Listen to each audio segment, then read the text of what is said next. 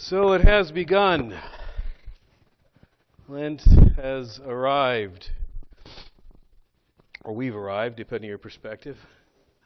Lent is hard, but Lent is good.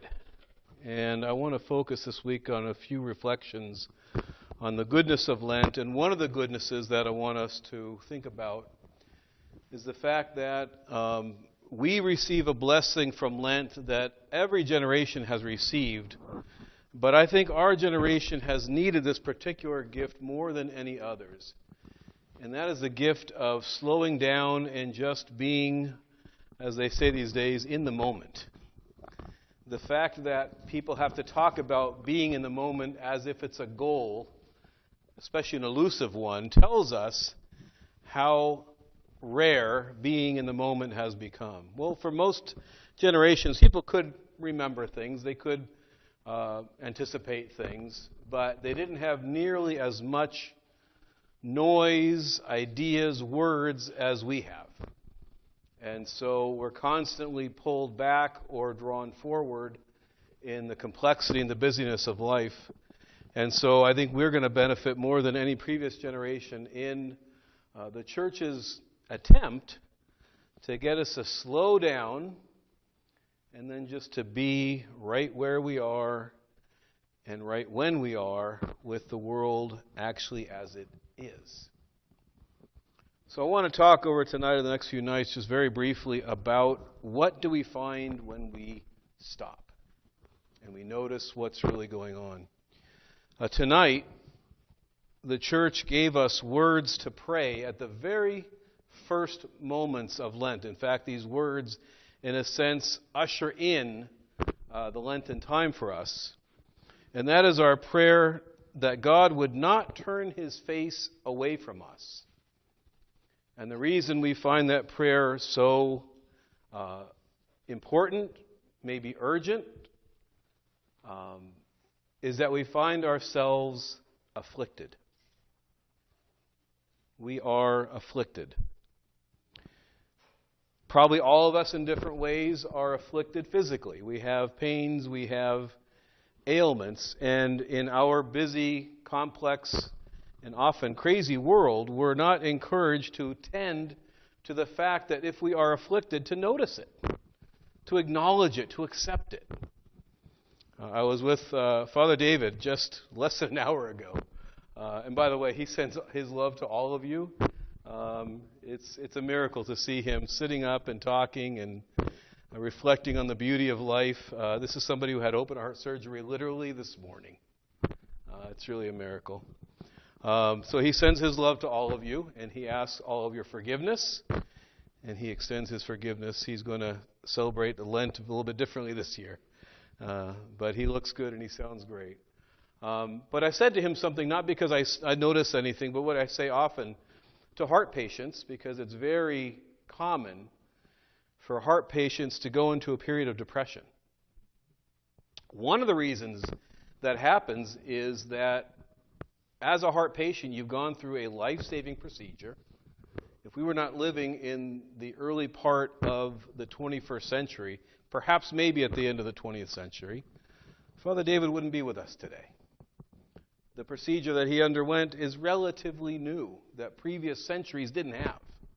And when people suffered what he suffered last night, many of us saw it happen. We didn't know it was happening.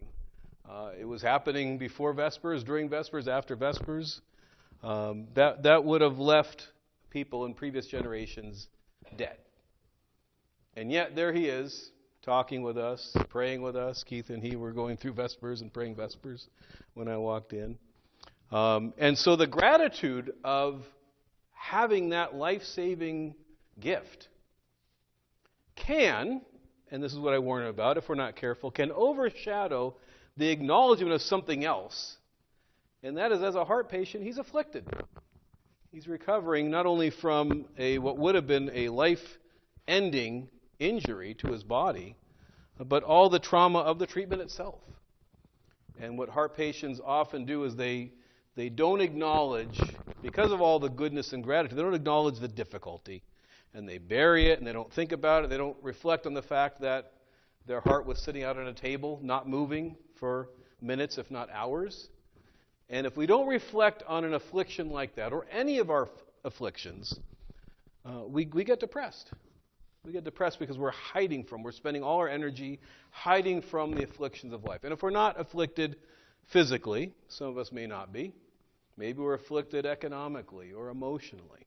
But all of us, every single one of us, finds ourselves afflicted spiritually. St. Paul says that sin clings to us. And so when we stop, if we stop and be in the moment, we notice that we are indeed afflicted, and afflicted with all sorts of other things, but most importantly, we notice that we're afflicted by sin. Sin that has become so standard that sometimes we can't even imagine our life without it. And we say, well, I'm only human. We redefine our humanity by our sinfulness because we're not quite ready to let it go. Well, the church invites us at this first moment of Lent to recognize that we are indeed afflicted. We're going to find out more of what the church wants us to say, and we'll reflect on that in future evenings. But for tonight, I think it's important that we acknowledge it. How can we find repentance? How can we find our way to the kingdom unless we realize we've actually left it? Today was many things. It was Cheese Fair Sunday, Forgiveness Sunday. It's also the Sunday of the expulsion of Adam from paradise.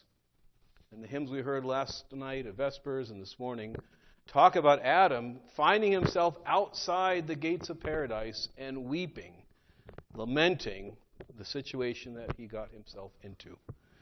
So that's where we have to start. It's not where we're going to end, but we have to start there and accept the fact that we are afflicted. And thanks to all the other things the church has already begun to encourage us to think about, God's forgiveness, His mercy, the gift of righteousness, and all the other things, we'll reflect on those. We can acknowledge the affliction. Don't have to hide from it. Don't have to pretend it's not there. Because that's our first step to the healing that we've come to in this great Lent. So may God grant all of us a peaceful Lenten journey. I think most of us were here at liturgy. If you see somebody as you're leaving that you didn't get to ask their forgiveness, take the opportunity. We don't need to repeat the rite because most of us were already participating. If you see somebody you haven't seen, definitely go. And not just the people here, but anybody that you see that you need to acknowledge and ask forgiveness. That's one of the things this week is about. God bless you all, and God bless us all with a very peaceful and spiritually profitable great Lent.